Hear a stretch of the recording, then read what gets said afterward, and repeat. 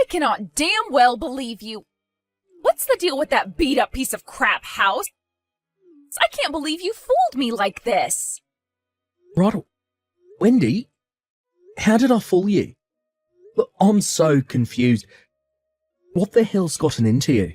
Flipping out and storming back home like that all of a sudden? And that's not all. You'd think just because the yard of the abandoned house next door was full of empty buckets gives you any damn right to pour the rainwater in them all over me. I stink because of you. There was mud and all kinds of nasty stuff in there. And there's such a thing as a line, and you crossed it. And what's beat-up piece of crap house supposed to mean? I'll call a spade, and a beat-up piece of crap house a beat-up piece of crap house. That fancy watch your mom bought you to celebrate you getting a job, that exotic tie pin your grandpa got you, those old Victorian fountain pen collections your dad keeps.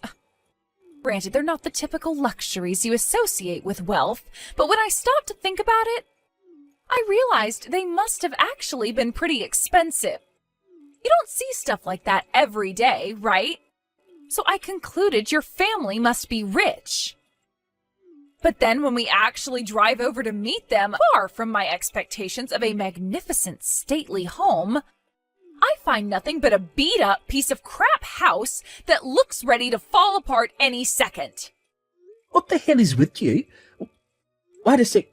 Let me get this straight, Wendy. Does this mean the only reason you dated me for 2 years was because you thought I was the son of a rich family? What's wrong with that? Is there something wrong with wanting your husband to make enough money to provide you with a stable life? Go on, I'm waiting. A man's value is determined by the size of his wallet, and it's a woman's right to have expectations. That's one thing I'll never budge on, and I ain't ashamed to say it. I'm not going to try and invalidate your views, because there are as many different ways of thinking as there are people in the world. But I have to draw the line at pretending you want to meet my parents as a pretext to scope out how much money they have. I only brought you along because I thought you were excited to meet them. What's worse, you barely even looked at the place for 5 minutes before deciding it wasn't up to whatever your standards is for what my parents' house is supposed to look like. Oh, believe me, Mark, I took a very good look. That's why I got pissed and went home. Scammer. Brokey. I don't understand you at all. No, I'm the one who doesn't understand you, you poverty-stricken broke loser. Me and you are so done. I'm breaking up with you. If you want to be in with a shot at putting a ring on this finger, I suggest you get a better job and start making more money. Oopsie, my bad. That's not going to be possible, is it? Who am I trying to fool? There's no way a broke loser raised in a piece of crap house like that could ever afford to have a beauty like me on his arm. I don't think of myself as poor at all, actually. Real wealth is on the inside, and I had a great upbringing full of love. You won't get any objections from me on the breakup. Real wealth is on the inside? Oh, God. What kind of fairy tales did those broke-ass parents of yours raise you on? Cringe. Wait, what? You don't care that I'm breaking up with you? Not in the least. It seems like you've been making all kinds of crazy misunderstandings about me, but one thing is for sure, our views on the world are totally different. Turn into a freaking fire-breathing dragon as soon as you see something you don't like. And what's more, to top it off, you pour a bucket of water over my head. How could I possibly spend the rest of my life with someone like you? You're right. All right, well, that's that then. I want the 2 years I just wasted with you back. I have never been so wrong about someone in my life. See ya, you sad, pitiful, tragic, broke loser. Hey, Mark. Has it already been 5 years? I have the weirdest feeling that time's passing both super fast and really slowly at the same time. I guess 5 years should have been sufficient for you to get your act together enough that you're finally worthy of putting a ring on my finger. That's great, babe. I'm so excited to hear about how hard you've been working. Well, where are you living these days? I'm getting my stuff together right now, so make sure you let me know before I move in tomorrow, okay?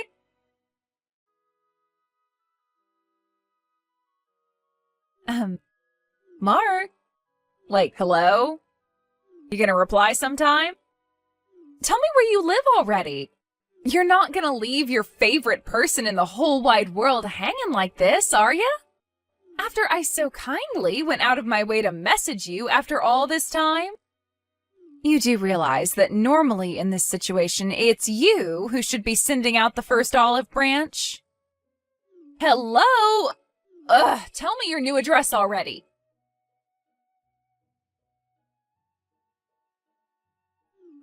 Hello? Why won't you reply to me? Ugh!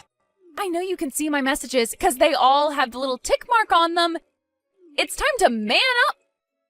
Marky Mark, hurry and tell me your address before I die of old age. By the way, I decided to go check out that beat-up piece of crap old house to see if you or your folks were still around.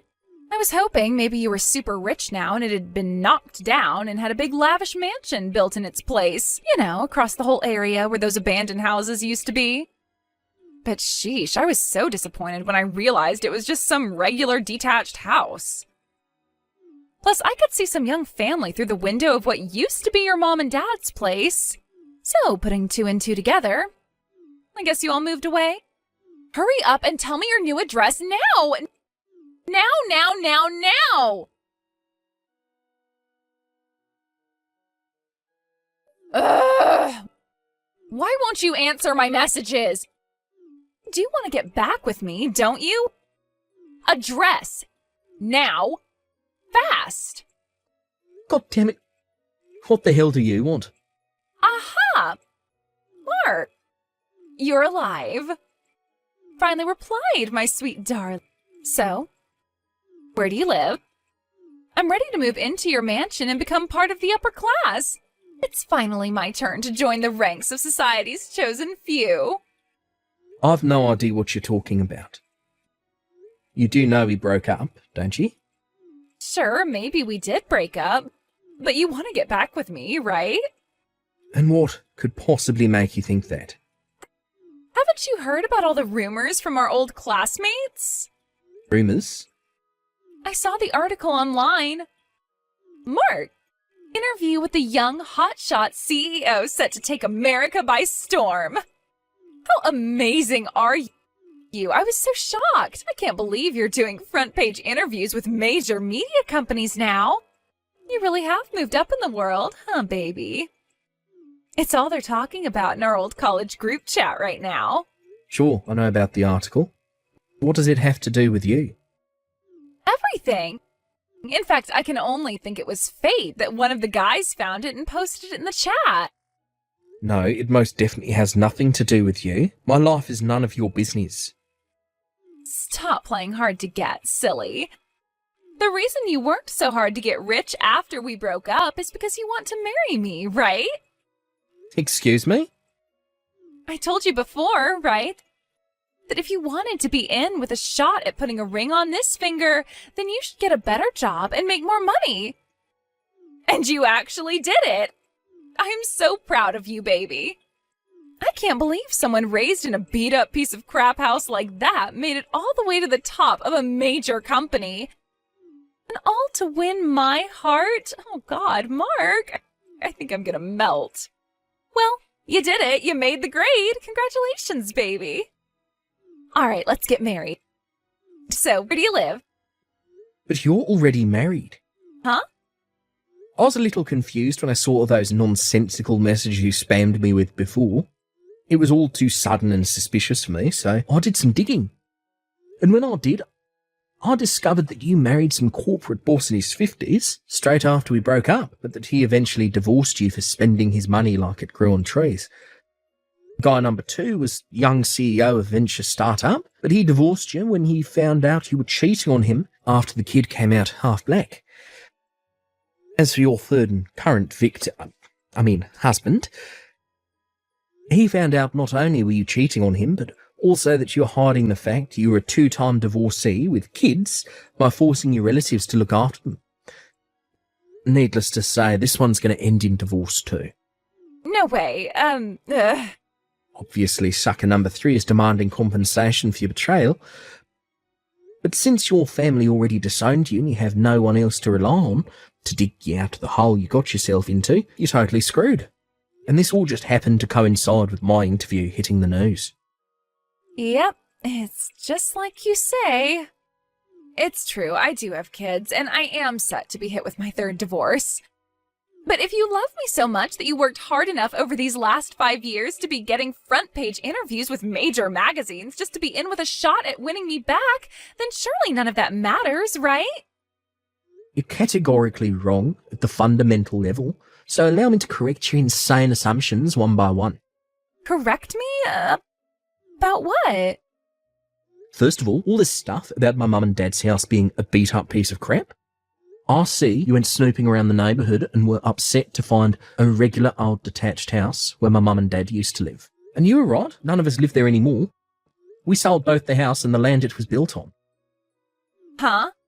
However, since my dad still owns the abandoned house next door, I still park my car there when I head down to see everyone. My mum and dad actually live on the next block now. Wait a sec. It's not that big stately mansion with the classical portico and Ferrari in the drive, is it? Bingo.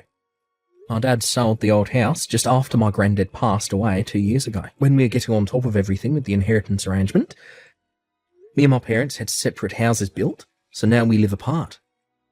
Wow, really? It sounds like you guys came into some money, huh?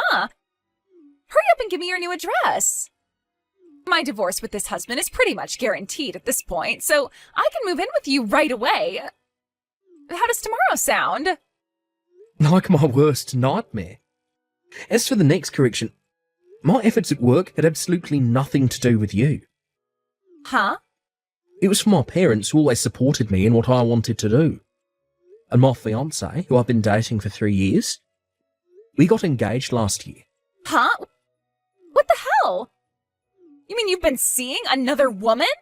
We broke up 5 years ago, Wendy. What the hell does it have to do with you if I've been seeing another woman or not? It has everything to do with me. I'll do everything in my power to make sure this wedding is not allowed to go through. Mark my words. If you've got enough time and energy to do pointless crap like that, wouldn't it make more sense to get a job and lay the financial groundwork for your post-divorce life? It's not pointless. I just know that if you meet up with me, the flame of our passion will be ignited and you'll be madly in love with me all over again. You're nuts. Ugh, just give me some more time. Soon everything will fall into place.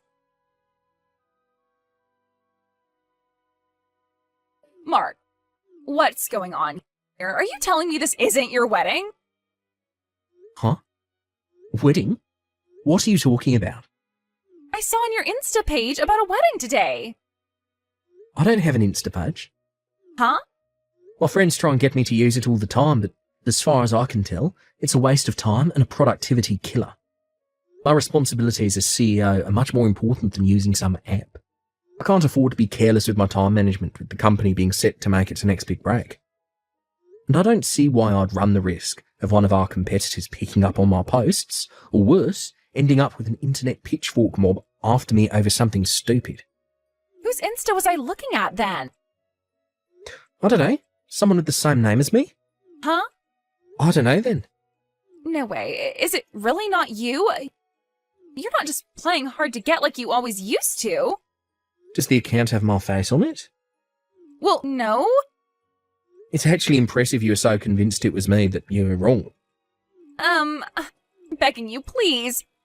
I just went to the wrong couple's wedding. Excuse me? You did what now? I was sure this Insta making all these wedding posts belonged to you, and they kept making posts with detailed info on the date and venue. I figured that was your romantic way of inviting me. But when I barged into the chapel in my wedding dress, I didn't recognize anybody. There was just some random couple standing at the altar, and everyone was staring at me. Ugh. It was horrible. They said I ruined their wedding, and now they're claiming I owe them money? How crazy is that? They say if I don't pay them compensation and cover the costs of the wedding, they'll take me to court. Are you a complete moron? Actually, don't answer that. What makes you think I'd help you? You're the one who ruined your own life by barging into a stranger's wedding, based on some nonsensical, deluded assumption. None of this crap has anything to do with me. Oh my god. You'd throw your fiancé away like this? Really? You still saying that? Oh, my fiancée is a different woman. And to be more precise, we're actually already married. Wait, what? We got married at the end of last month.